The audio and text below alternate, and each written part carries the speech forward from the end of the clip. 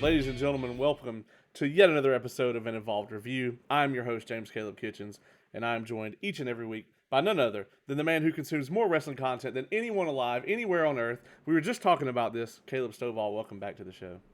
Yes, it is very true. I do. I consume more content of wrestling than people consume of Marvel and DC. And as somebody who consumes a lot of both of those things, I can confirm that. Yeah. Yes. What's going on, my man? Man, I've really been enjoying this new kind of format we've got for this show. Yeah.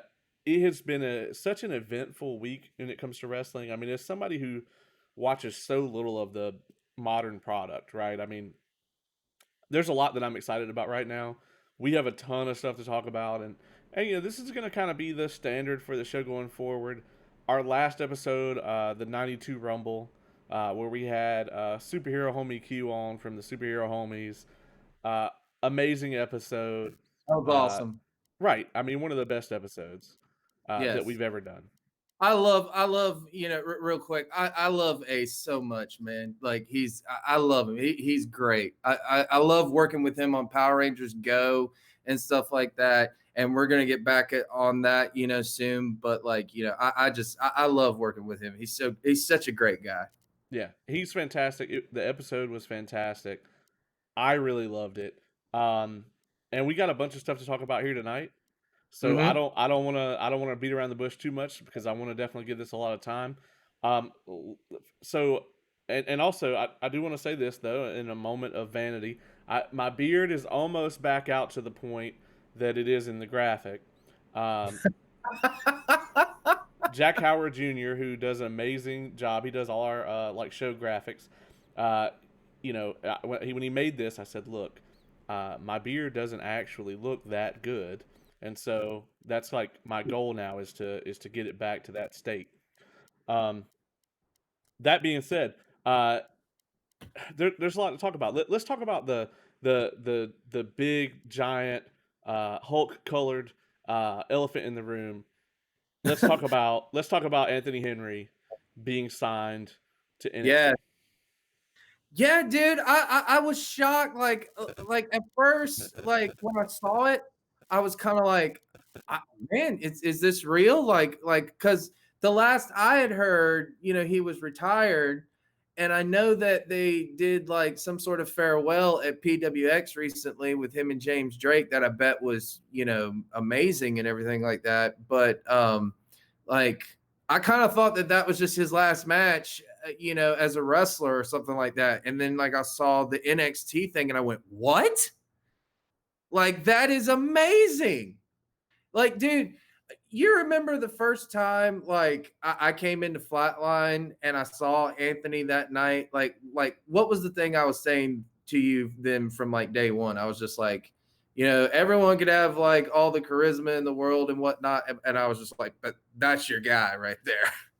Yeah, I mean, I think a lot of people, especially people in the Augusta area, anybody who was there for, during the 2012 to 2016 era of Flatline Pro, I mean, just from a booking standpoint, for a lot of the times where Henry didn't have the championship, we had to kind of go out of our way to kind of explain why.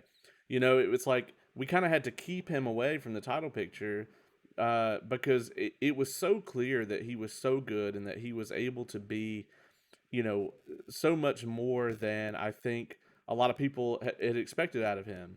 And it was very clear that he had unlimited potential. And then when when the Rapture angle started and he really brought out that character side of himself where he could really play like a specific character and get that gimmick across, I think at that point, anybody who was a naysayer previously pretty much just had to give it up at that point and just get on the damn bandwagon. And he went on to PWX to do some incredible stuff. He had a absolute classic with James Storm at Viral last year, the year before last. Yes. The pandemic has affected my memory now, and and did some amazing stuff at Evolve. I mean, he wrestled on the WWE Network, so it's not like he wasn't on their radar. So yeah, I mean, all the congratulations in the world to him. I know that him and Amber both have to be absolutely thrilled. So Yeah, kudos, and he's definitely earned it. And I can't wait to see what he does in NXT. dude, I can't either. Like the minute he shows up, I'm still gonna follow AEW and all that because I like what I like some of what they're doing, and we can get into that discussion for another day. But the minute he shows up on NXT, I'm gonna follow everything that like he does on that thing. Like that's gonna be amazing to see him and Fireman. Antoine Brewer. Being the referee down there. I mean, that's amazing. I got to tell you some of my favorite though Anthony Henry moments real quick though. I know you have yours, but I loved this matchup so much. It was him versus Brandon Parker in a tables match, and all of the rapture went through the tables. And then, but Brandon still ended up losing and everything like that. It was perfect. And the chemistry that those two had, I mean, people can say, whatever they want to about whoever and whatnot, but it was amazing. And that was the night when WWE was in town at the Civic Center, and I felt like we put on the better show. Well, I'm Like, having both booked that match and ate one of those, having eaten one of those tables. yeah, you did. I'm definitely not going to disagree with you. Um, like I was sitting upstairs and I was just like, man, like the crowd was into it from start to finish. That angle was so hot in Flatline and everything like that. The way that we did it at the Fireman show and everything like that. I love that stuff. And then I thought what was some of the coolest stuff was I felt from that angle that when Anthony Henry, like you said, was able to, show more of a character side to him, I felt like when he went to PWX, he brought more intensity out of him. Like, I just remember seeing matches where I'm just like, dude, like, he doesn't look like he's slapping his leg all the time. Like, he looks like he's kicking the shit out of people. Like, he looks like low key kind of thing. Like, he looks like he is killing people, and I'm just like, that is amazing. Like when you have that ability, you you're an artist basically in wrestling, in my opinion, I and it's amazing to see that. I doubt he has time to watch this podcast, but if he does, he's absolutely going to love that you said that because he is a huge low key fan. Yeah, Um, it shows. and yeah, it's like you said, man. I can't wait to see.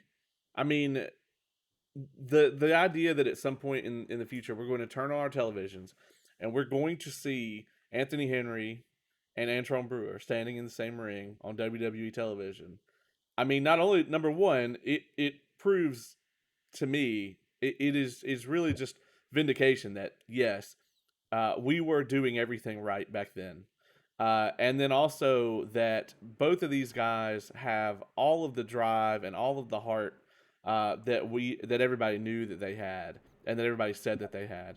And the thing is that they both of those guys were so overlooked for the longest time in the Southeast, and I mean certainly nationally. If you're overlooked in your region, you're going to be even more overlooked outside of it. Um, Yeah, and I hope they're both incredibly proud. So they should be. And I gotta say, like, Anthony Henry was one of the reasons that PWX got put on the map. Let's just be honest. Like, they had big time matches. They had the Young Bucks at times. They had Samoa Joe, face Cedric Alexander and stuff like that. But, when those guys left and went to WWE and everything, like Anthony, when they gave him the title, man, he really, like, put on some great matches and actually drew a crowd, dude. Like, people came to those events. yeah, I mean, the thing is, Cedric was kind of their guy, and Yeah. it's going to be interesting that we could potentially see him and Anthony share a ring again. That's Yeah. exciting. Having he was another person. Cedric was involved in the Rapture angle, and that was fantastic to have. And so The Hurt Business is, I've said it a million times, is like the only thing in the current WWE product that I have any interest in, as far as main roster goes. So I don't want to spend too much time on that. Moving Yeah. on and talking a little bit more about WWE. So Yeah. possibly the biggest news in this is I'm going to go out on a limb here, and I'm going to say that this is the biggest news in wrestling since WWE bought WCW. Yeah. And so it is official that there's been another massive um, volley fired in the streaming wars.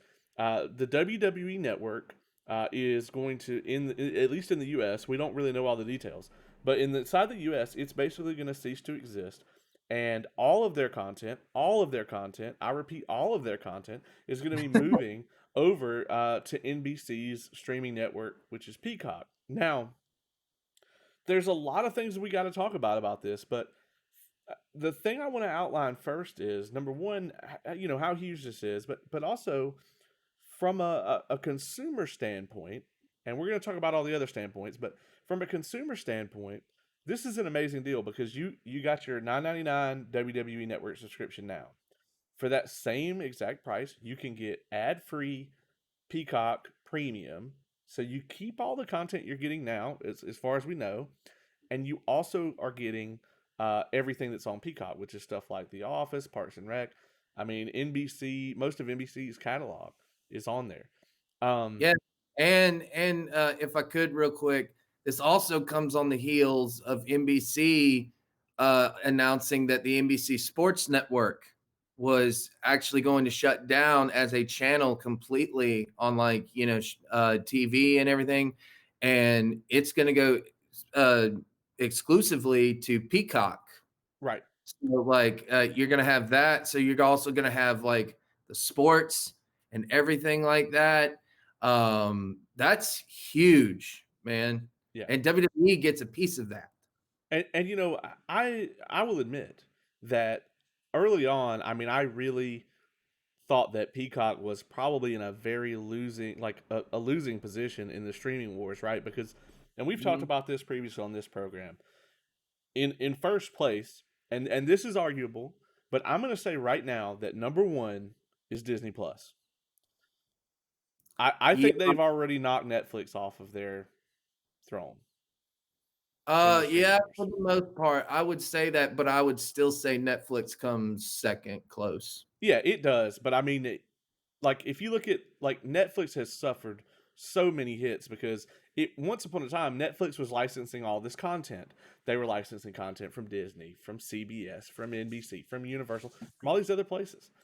And now you've got all those people have let those licenses expire. Marvel, I mean all the Marvel Netflix. I mean Daredevil was the number one show on Netflix for the longest.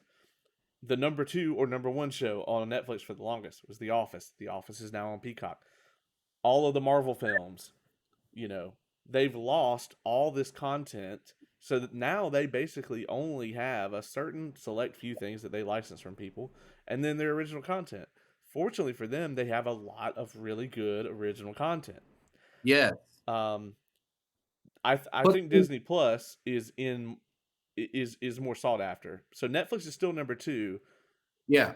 but I don't think Netflix is gonna get dethroned by anyone. I mean, not anytime soon, right? No, no, and I was gonna say because that's the difference with a lot of people is and that's why Netflix has always been ahead of the game because yes, they used to license all of this stuff, but they realized at some point they were like, all right, we've got to produce our own content because if we don't, then by the time people come and pick this up and everything and start their own streaming because they knew everyone was going to go to streaming, it was Yeah, inevitable. When people saw the success of Hulu and, especially Hulu being live and everything like that, Netflix, just realized that like we have to produce original content and they produce some of the best stuff, you've ever seen that wasn't Marvel and stuff like that. Like, I mean, Ozark is really popular. That brand new show, Bridgerton, they're talked about in all of the media and they even have like, they're a part of the Oscars now and stuff Right. like that. A big part. Yes, a big, huge part. Whereas even 5 years ago, a lot of their stuff wasn't even considered in Yeah. that category. Yeah, I But mean, Ho now, House of Cards was huge. oh yeah, The Queen's Gambit yeah, is insane, and here's the thing, you're rarely gonna see anything like that from any of these other places, you know? And yeah, you're right, Netflix did. They realized, "Hey, eventually these people are going to have their own networks. They're going to stop licensing us this stuff." And they started churning out stuff. And maybe 50-60% of their shows don't get more than a second season, but you're gonna constantly get new things when you go onto Netflix and you go to new releases. There's constantly new shit on there. So I was worried that Peacock, when they came out, I was like, this they're gonna, other than like CBS All Access, which at least has like Star Trek. I was like, they don't have shit but people rewatching The Office. Granted, lots of people want to do that. I get it; it's a thing. But like, I was like, you can't run a business off of that. This is a good move. The sports network going all digital is a good move. I think it's smart. I think they're going to do very well with it, and I think this is smart for WWE. Now, from a consumer standpoint, this is a huge win. If you subscribe to either, you're going to get both for the same price. yeah. It's a fucking win. Now, what I'm hearing though from several channels is that behind the scenes, nobody other than like the top people in WWE knew this was a thing. Well, Um, cool.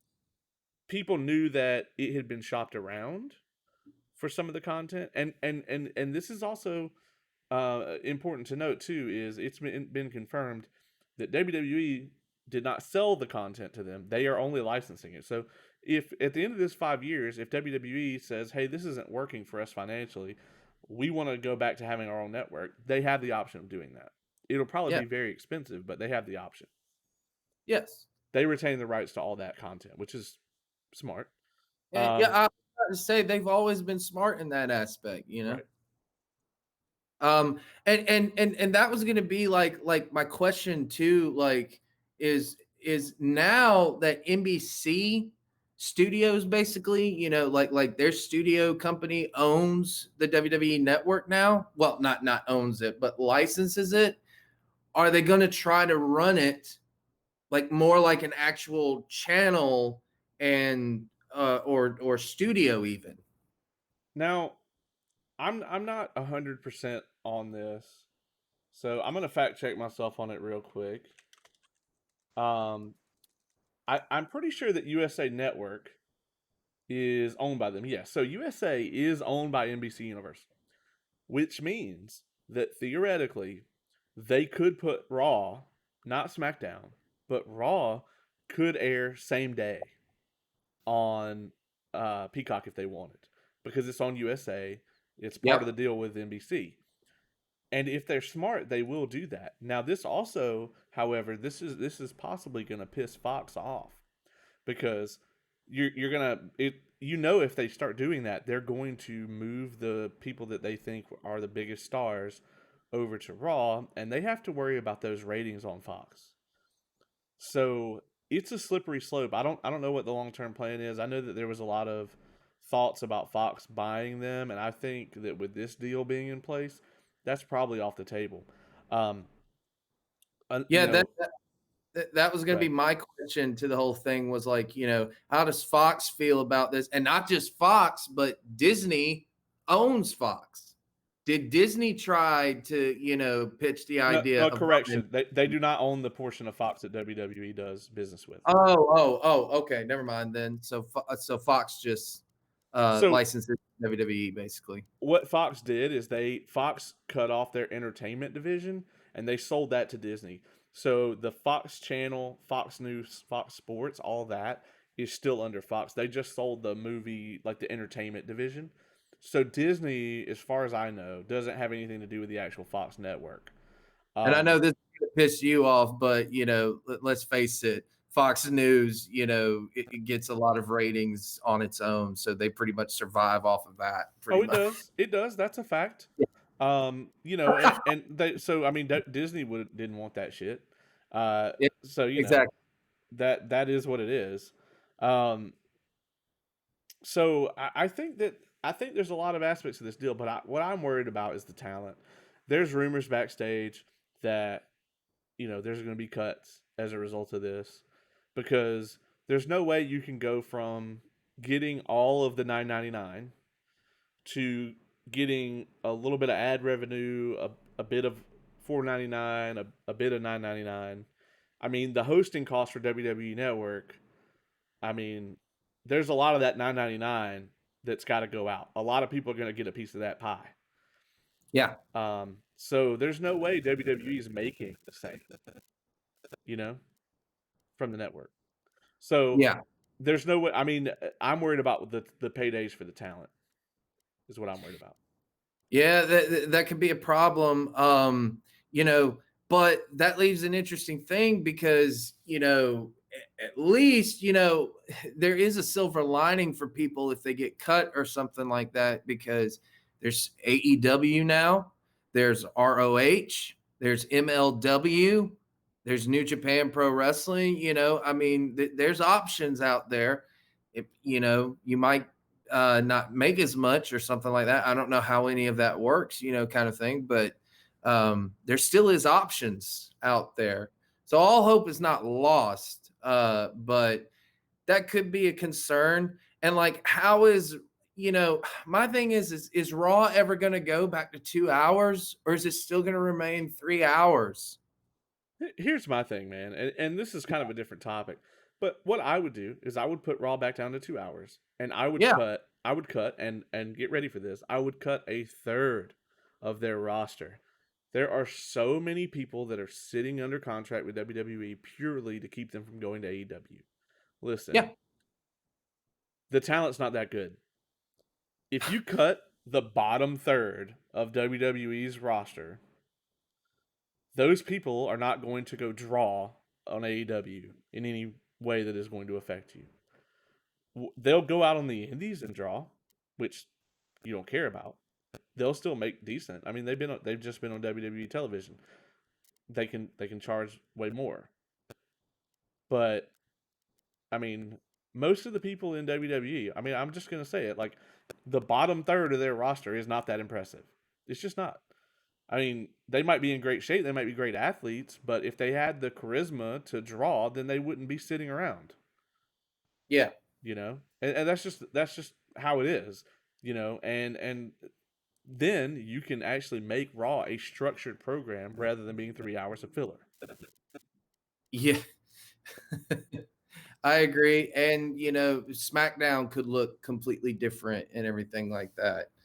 It wouldn't feel like so much. And here's another interesting point that, brought up my point earlier about the NBC Sports Network shutting down. That means that hockey has a deal, though, with NBC to broadcast live every Wednesday night. It's Wednesday night hockey. That will outplay NXT by far. Right. Like they will they will bump NXT for that. So will NXT still will it move back to the WWE network, which is where it should be in the first place?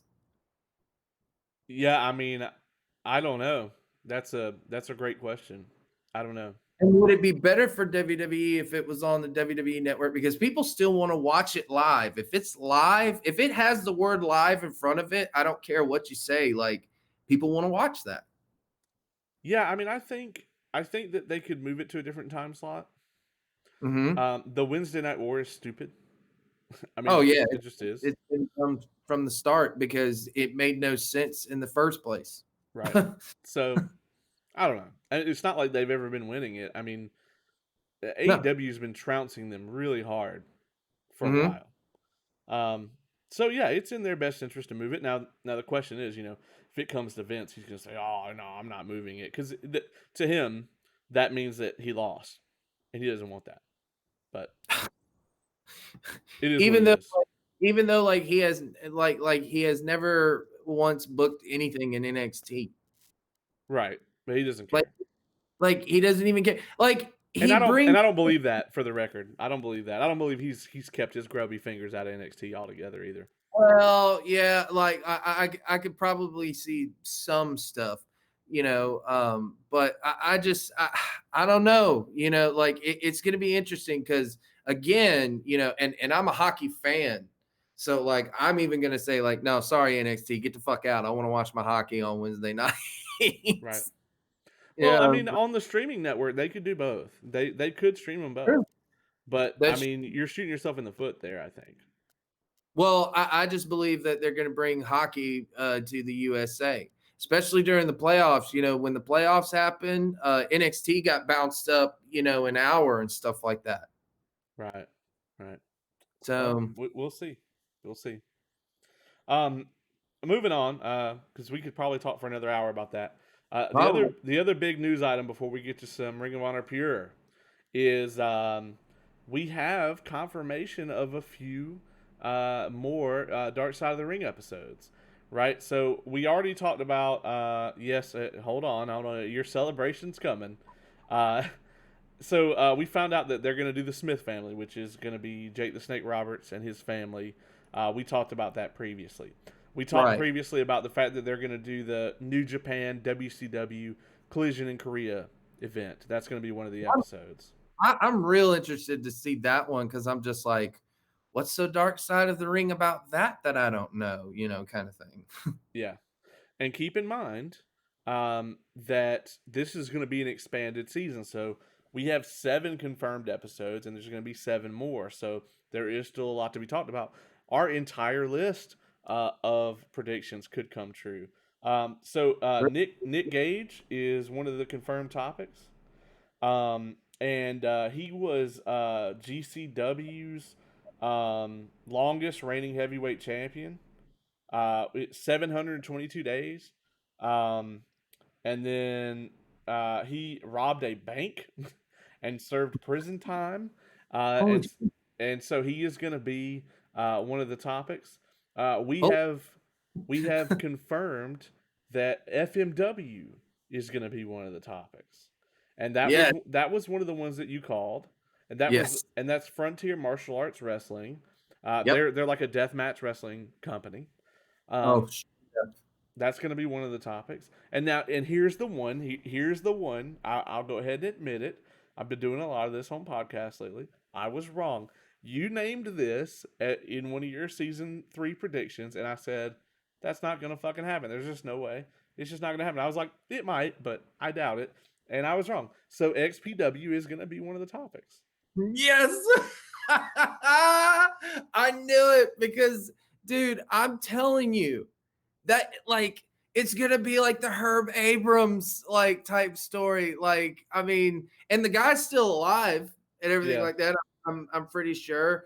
So like there's no like tragedy as far as that is concerned. I don't know what else is gonna come up, but there can be so much because when I saw XPW, Blake introduced me to it or something like I don't even know if Blake introduced me to it or I just saw it and was curious what it was or something like that. But back in the day when they still did DVDs and you had it at Suncoast, remember Suncoast in the mall? I remember that. Yeah, and XPW was like sold in that. That's where I found like Ring of Honor and stuff like that. But when I saw that, I was just like, this is some of the worst shit I have ever seen. Like at least ECW was good and stuff like that, even for being hardcore wrestling. This is just awful. Like It's none of them, it's it's a just wrestling company owned by a porn producer. I know. It's rife for controversy and entertainment value. So I'm Yes. sure that episode will be more entertaining than any event they ever put on. Dude, I can't wait to see it. That's where New Jack did that thing with Vicious Vic Grimes, and I want to know who knew about that beforehand. Like, did anyone know that was going to happen? Because you could tell, I could just tell they were not prepared for anyone getting hurt or anything like that. Right. They took it. I don't even know if they took it serious. Yeah, The I just dude, I can't wait to see it. I called it. I'm so I knew It had to be on there. I just knew it. So that was why I threw that out there. And I'm so glad I did because, oh, yes, when I saw it, I was just like, yes, I'm so glad. And I'm excited to see the FMW because I also saw that back in the day on DVD. And that was some of like, I can't wait. It's gonna be great, dude. We're gonna have some fun on this program covering that stuff. We are. I can't wait to get back to it. The next one that was revealed is, and I'm going to butcher this, Ion or Ian Krotoru. Oh, Uh, I couldn't even pronounce it. I was and like, what? it's to the. I mean, even Cornette didn't say his real name on the program. He was Johnny K9. He was Bruiser Bedlam, and he's a Canadian wrestler. He wrestled in New Japan. He was in WWE even for a little bit. Never did anything too remarkable when it comes to wrestling, but um, he died in 2017. But he was as we came later to find out, he was a gang member, a registered gang member. He was convicted of assault. He was convicted of both human and drug trafficking, Holy shit. cocaine possession. He bombed a police station, and in 2011 he was tried for first degree murder. What? So yeah, so needless to say, that's going to be an interesting episode. Oh my god! Like, are we? I don't even think we're gonna Yeah, focus on wrestling in that episode. yeah. This guy makes Herb Abrams look like Eugene. Okay, and Oh and, my uh, god! and of course, and I consider this to probably be one of the more high profile episodes of season 3, unless they do like China. I think Brian Pillman is probably the highest kind of profile episode, other than maybe Jake Roberts' family. So yeah, I mean that one is going to be big as well. Well, also another one that I think I threw out there on the other episode, Chris Canyon. Yes, Canyon, yeah. like I knew that one had to be on there because I knew that had to be a dark side of the ring, from the way that he left us and everything like that. Well, So, and from what I understand, that one is still rumored, but it's very highly likely that it's going to be an episode. oh, I thought that one was was one of the confirmed ones. Those 7 that I just named, as far as I know, are the only absolutely confirmed episodes, like from the producers. But the Chris Canyon one is rumored, and the Oh, China is also heavily rumored as well. yeah, I thought that one was confirmed myself. So, I don't know, but I can't wait for it, man. Like I said, it's interesting that Dark Side of the Ring is so dark and everything like that, but we enjoy covering it on this podcast, and I'm looking forward to it. I'm looking forward to the ones that we're going to cover and everything like that. Yeah, it's gonna be interesting. It Um, is. I'm ready, man. I'm ready to go back and cover it. But all that aside, let's get to the main event of the episode. We're going to talk about our Ring of Honor Pure tournament from last year. And, this, if you want to go check this out yourself, if you haven't seen it, you get a lot more out of it if you've seen it already. So you can pause this, you can go on Fight TV, you can watch the episode. It's 471 is the one we're talking about today. And this is the third episode in the Ring of Honor Pure Tournament episodes. We have 2 matches on this one. We have Fred Yehi versus Silas Young, and we have Josh Woods versus Kenny King. And let me tell you, I was definitely excited about these. Number one, because it's Fred Yehi's debut, and I've shared locker rooms with the man. Yes. He's such an awesome guy. He's another one of those people, just like we were talking about earlier, where you see him and you immediately know, okay, this is not the end of the road for this guy. He's going to go on to do bigger things, and here he is. Here he is in the Ring of Honor Pure Tournament, making his debut against somebody who's incredibly established, like Silas Young.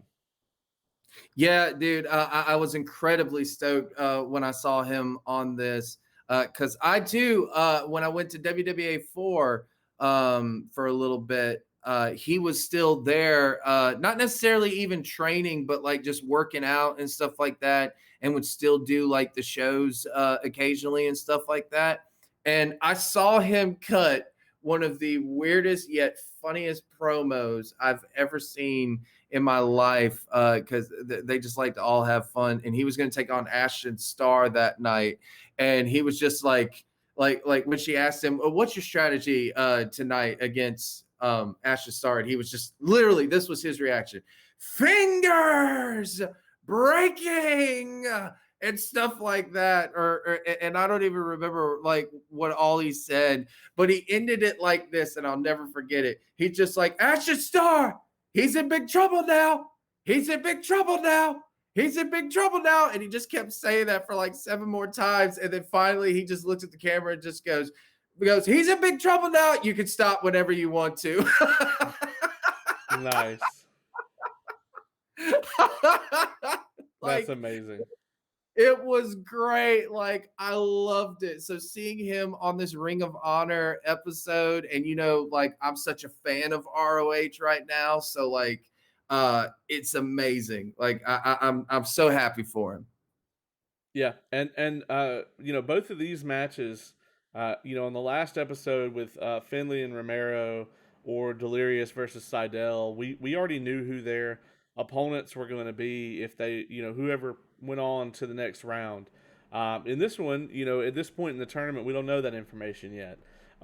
So, what do you think about the opening promos with Yehai and Young here? Oh my God! Like I was saying, since I saw Fred Yehi do that promo at WWE 4, and then like he would cut promos like that a lot on like the independents, and like especially with like I think he was in Atlanta Wrestling Entertainment, AWE. Like wasn't he a part of that? He definitely did some shows for AWE. He Yeah, wrestled in Sweetwater. He wrestled in Thompson as well. yeah, okay. So he would cut a lot of promos like that.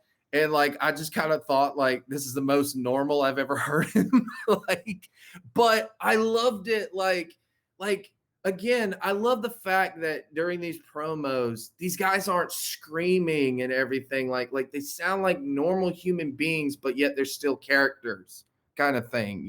Like I loved it. And people sleep on Silas Young, man. Like he can cut a good promo clearly, and like he's pretty good in the ring, dude. He is very good in the ring. He actually impressed me. I think the reason that Silas Young is probably underrated is because of his look. He's got that gimmick like the last real man or whatever. But I mean, he looks like a wrestler from the '80s. Mm-hmm. And I think that a lot of people would look at him and go, okay, this guy's just a brawler. He's not going to bring anything special to this. And don't get me wrong, that this match is very much framed as this is a newcomer coming into Ring of Honor. He wants to walk up to the bully on the playground and smack him right in the face and let people know he's here. You would think that a match being booked like this, okay, wrestling common sense says Silas Young's going to kick the shit out of him the whole time. He's going to get some shine in there at the end, maybe eke out a win. That's not how it happened, man. No. I think I'd say 90% of this match, Yehai's in charge. Um, Yeah. I think right out of the gate he's on fire, and I think he had something for Silas. Everything Silas threw at him, he had something for it. Yeah, and dude, like again, I go back to it. Like, didn't this feel like a sports presentation of wrestling? Like, I could actually take this serious. Like this whole pure tournament. These guys actually look like they're fighting for something. This doesn't just seem like some crazy wrestling angle and stuff like that. Like, it actually feels like a sports-based presentation. And I love the fact that since there's no crowd there, they don't try to hide that fact. So instead, what they do is, they disguise it with like they're trash talking each other. Like he was actually like when Yehai kind of did that little flurry at the beginning of it. Like Silas looked at him and was just like, okay, you know what? It's exactly what I want to see from you. Let's go, kind of thing. And then like they would get back at it and stuff like that. I loved it. Like, they used the rope break rules and stuff like that. And nobody went to the outside. That was another thing I loved about it. Like I was just like, finally, like no one went to the outside or anything like that. They kept it all in the ring and Right. stuff like that. It was just, I loved it. And again, I love, Yehai's always been so different, and he even says this like in his promos, which is, he said it in the promo, which is what I love. He was just like, I don't need to, punch you in the face to beat you and stuff like that. I could go for your legs. I could go for your feet. I could go for your arms and stuff like that. I'm a different type of wrestler and stuff like that. He really put himself over as like being completely different and stuff like that. And then like, I love this matchup to start with, man. It was great. It was really good, and you talk about the sports based presentation. When my favorite part of this match is when Fred has him in the corner, and he's dropping those huge knees on him. He does it 3, 4, 5 times, and every single time, I mean, the impact looked insane, and Yeah. it looked like okay, all right, my opponent's down. He's in the corner. I'm hitting him with this move. It's definitely impactful. Why would I stop? Yeah. Why would I stop doing it? And that just goes into what the whole original intent of ring psychology really was. Um, is let's make it look like this is a fight, but protect each other. Yeah. And there is an element of that that's been lost. Not to Jim Cornette it up, but there is an element of that that's been lost. So Oh, absolutely. I mean, I agree completely. I don't think I've ever asked you this, and if I have, then I apologize for anyone hearing it again. But here's my question to you: what do you think of the no closed fist rule? we talked about it briefly, but I really like it, and if I may, I think I want to table that because that rule come in the next match comes into play in a big way, and so let's talk about it then. Um, Okay, I but agree. I do want to say that the inside cradle, like the combo that Yeah, Yehi does at the end with the inside cradle was great. And once again, they didn't really feed into that whole like he gets the surprise win on him. It's very clear who was on top here. And I have to say, this is definitely a passing of the torch in a sense. Um, and Yehi came out looking incredibly strong here. And then I did like the handshake at the end. Oh yeah, I mean, I love the code of honor aspect about it. That's always one of the things that's made Ring of Honor different and stuff like that. Because even heels do it. Like Silas Young is a heel clearly, Right. but like even he follows, the code of honor at times. There's also been times that he hasn't. I was gonna say something else about this match, but I kind of forgot it since we've been talking about it so much. But yeah, I love the fact that that it had like a simple finish with the with the cradle and everything like that. And I remember what it was. What did you think of the presentation of like at the end where they're giving them like ice packs and stuff like that? That brings another realness to it and everything like that. And I know a lot of people could say as well as myself that like, well, they kind of took that idea too from New Japan Pro Wrestling, but still like it works. Like it looks like they've been in a fight. Like it's like, ow, like, hey, this was a wrestling match, but I'm still hurting kind of thing. Like, Yeah, I like that aspect of it. I didn't really think too much into it because while used sparingly, like WWE or AEW will do that at times also. But it's more gimmicky. It'll always be like, well, someone's going to attack them, or that the GM's going to storm in and say, well, you can't compete in the next match. You're hurt. Blah blah blah. It's going to be something well, like that. yeah. Um, I'm just talking about it's one of the little things in the presentation of it. right. Before we move on, there is something I meant to mention at the beginning of this. Before we go on to the second match, they showed a Matt Sydal promo at the beginning of this episode. Yeah. I thought it was fucking terrible.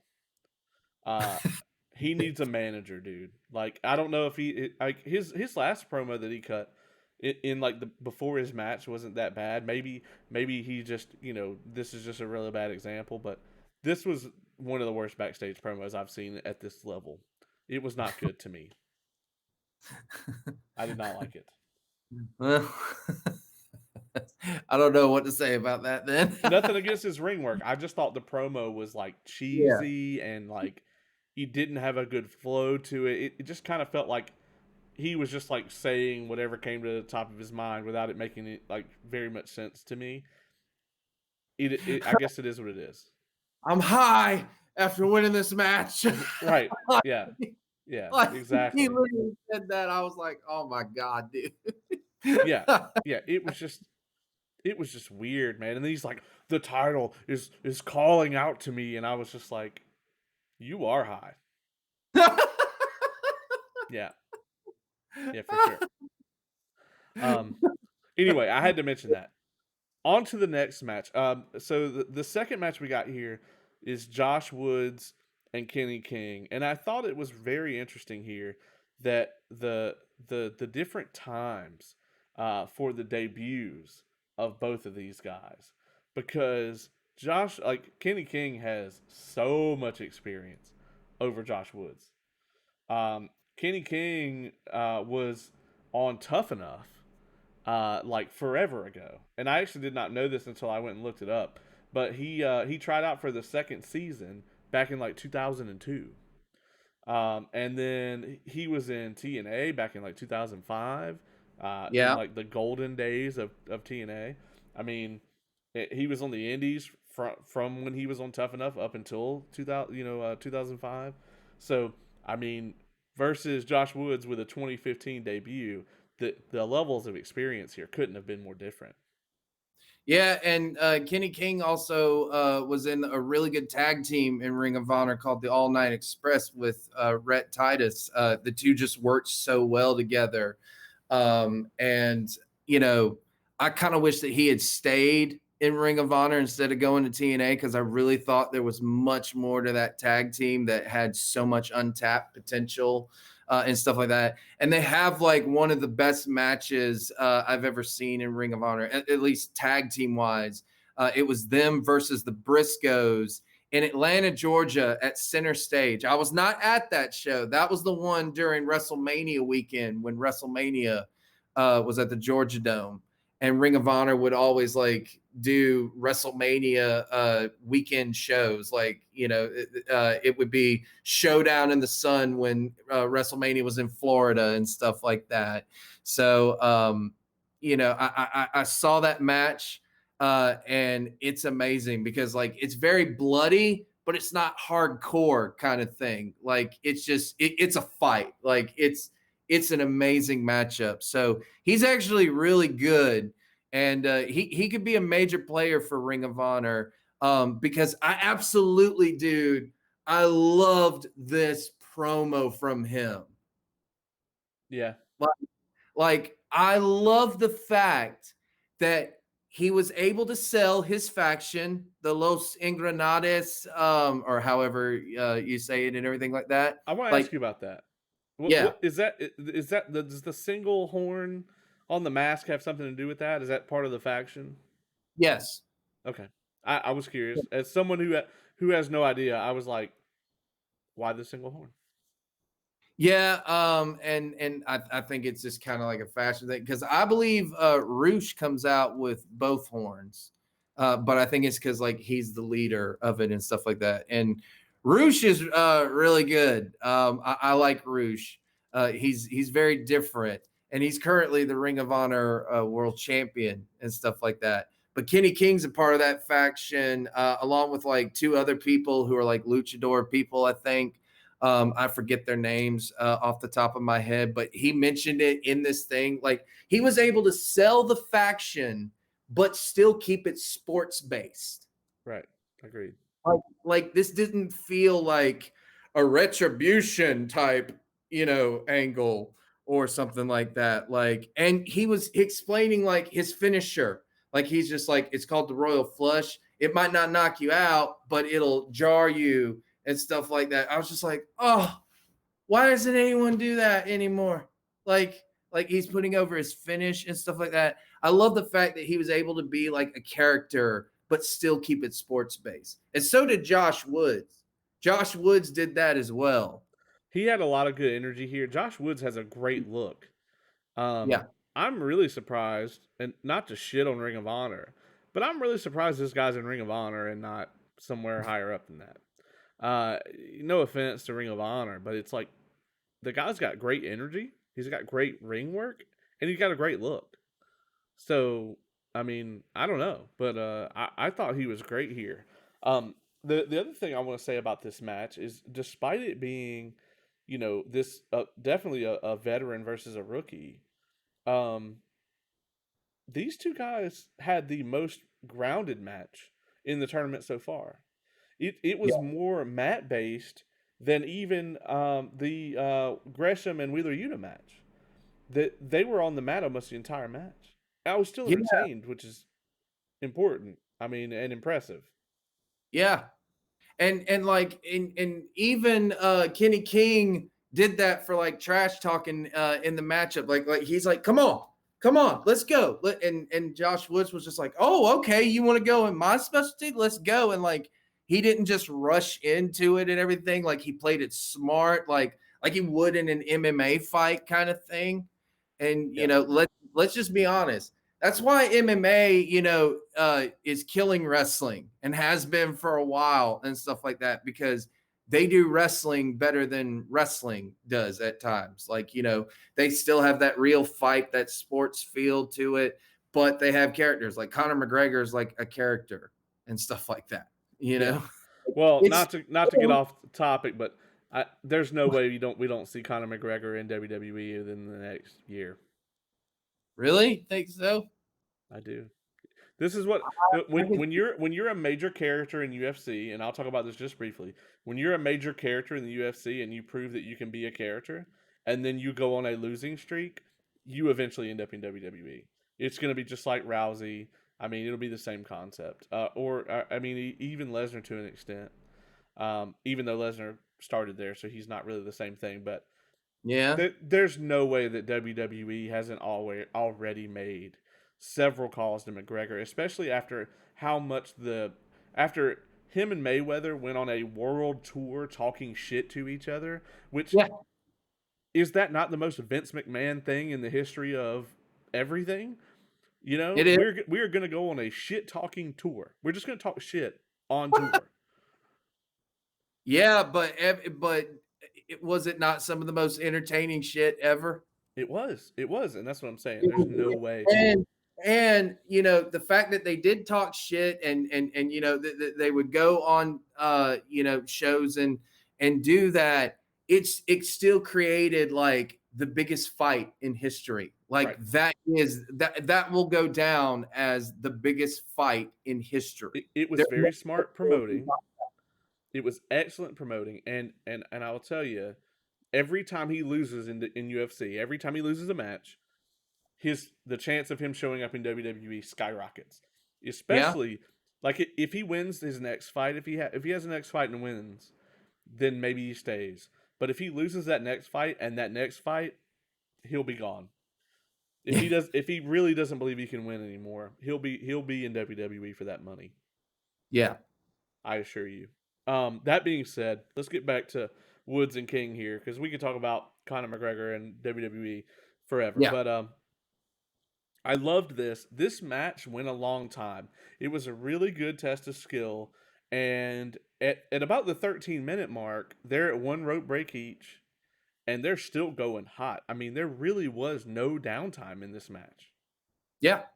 And then this is what I thought was interesting. We knew that with the judges being there, that at least one match was going to go to a judge's decision in this tournament. It had You don't set the whole thing up and then not use it, right? yeah, That would have been foolish of them. This one goes to 15, and King has Woods in a single leg Boston Crab as the match ends as we go into the timer. So you would think, okay, match was mostly even. He's got the man locked in a submission as the bell rings. Obviously, King's going to get the win. And when they announced that it was Woods, purely because Woods had no closed fist violations, but King had one, the judges went with him. And that was fucking amazing. Yes. It was an amazing illustration of the rules. It was an amazing illustration of why the rules exist, why the judges exist, and what they were judging the match off of. And it was an amazing cue for him to throw a fucking tantrum. It was an incredible like feed to his character for him to go apeshit about it. That's why they had him, you know, and he could go on and say, you know, he could go on and complain about this as a heel for months. You know, it was such a cool moment. Dude, it was like, now you see well, you've been seeing it pretty much since the start, but here's where I was just like, no, see, these are the little things that make Ring of Honor so much different from everybody else, dude. Like, this is why I've been saying people are sleeping on Ring of Honor. I'm like, if you want a sports-based presentation, if you want that old NWA feel, but with like a modern feel to it, well, the Ring of Honor is like your product and stuff like that. And don't get me wrong, they do have those like storyline, over the top feels at time, but this is when like Ring of Honor like just outdoes everyone, in my opinion. Like, I love the ending to this. I love the fact that finally we got a 15-minute draw.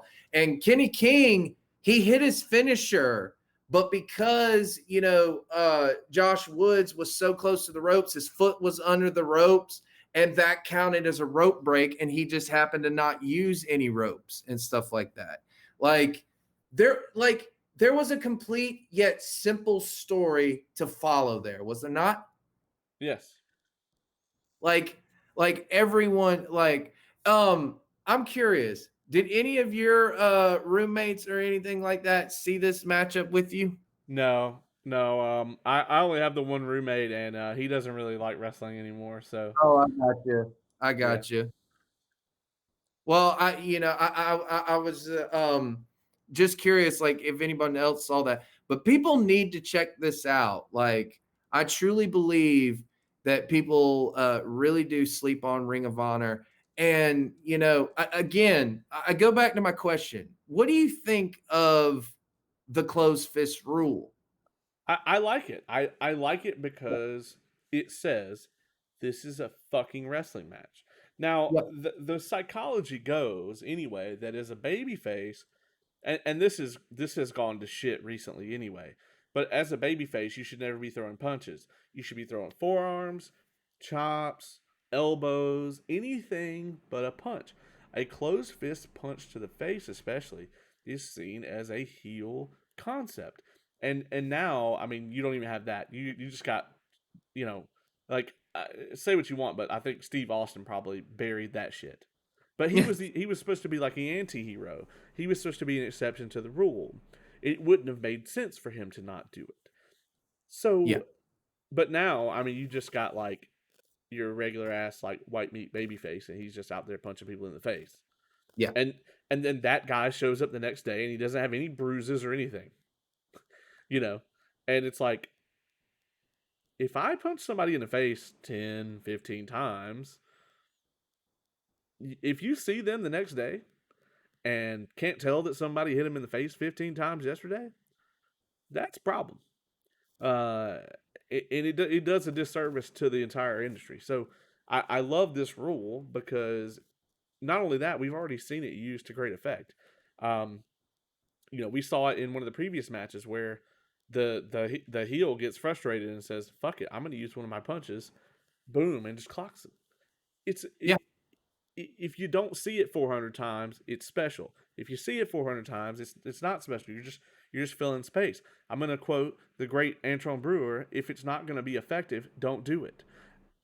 Here we are. I I agree completely. I love the warning call being in there, like, "Hey, I saw that," kind of thing. Like, that's your warning, and if you get another one, it's going to be a disqualification, obviously.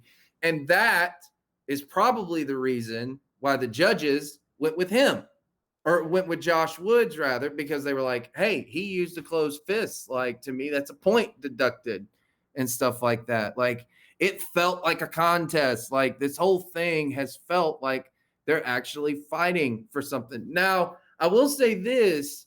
The pure rules aren't necessarily though in like the Ring of Honor world title kind of thing. Like the Ring Right. of Honor title, it does have rules, but it's a little bit more relaxed. They're like, no, people do want to see a clear-cut winner, so we're not going to be so quick to disqualify and stuff like that. But if you do get a count out, it is going to be a count out if it goes to a time limit draw, which is usually a 1 hour time limit draw, which they've had a few of those, obviously, in Ring of Honor.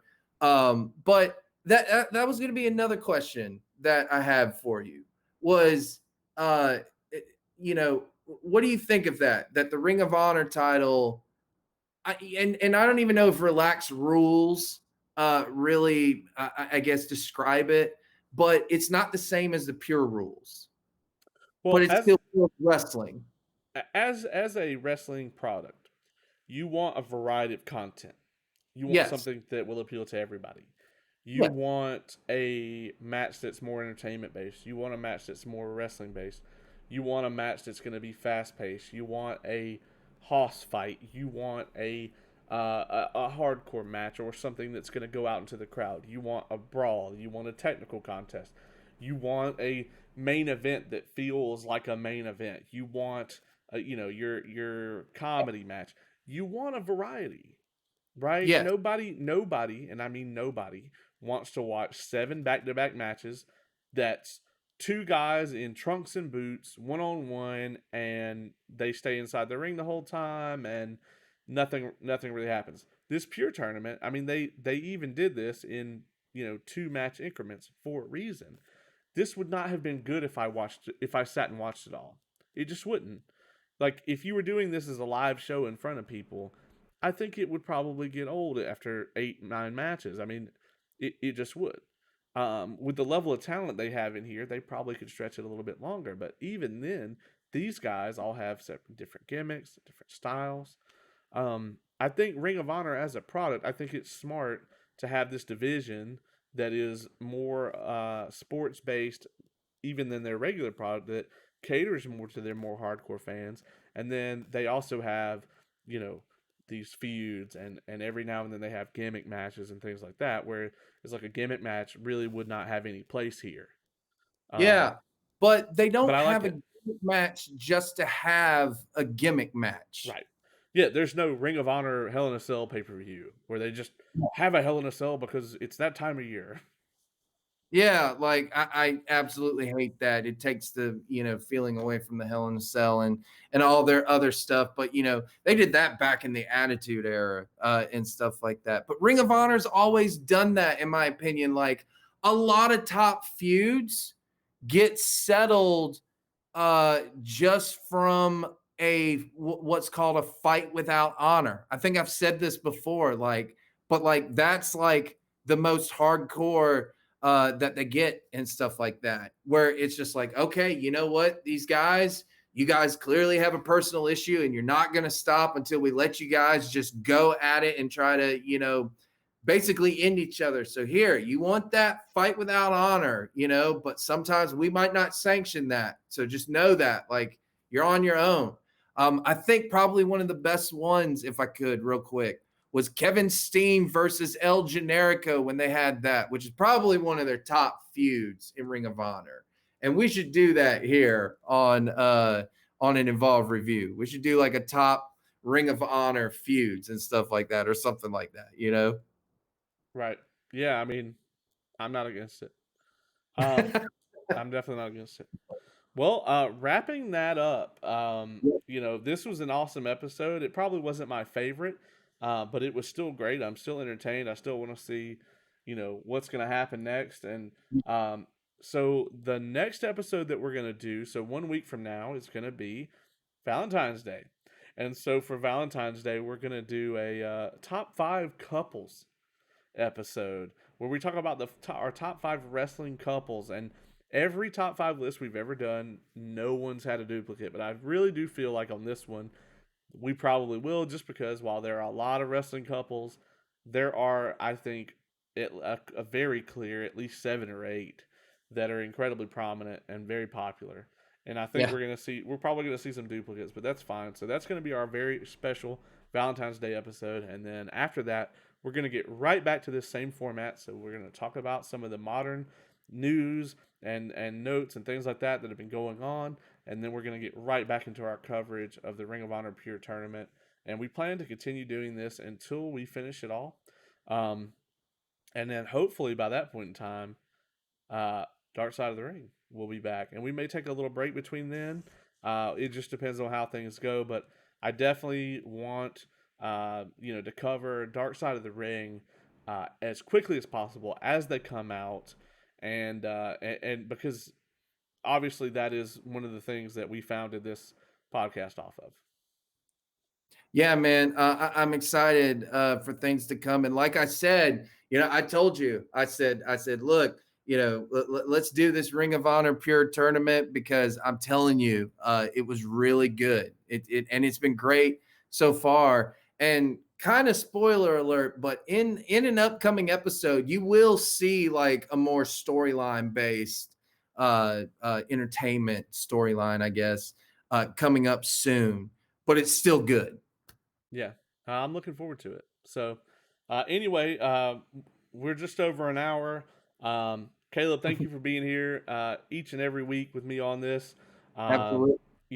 we've got so many great things to come. I am your host, James Caleb Kitchens, and this has been an Evolved Review.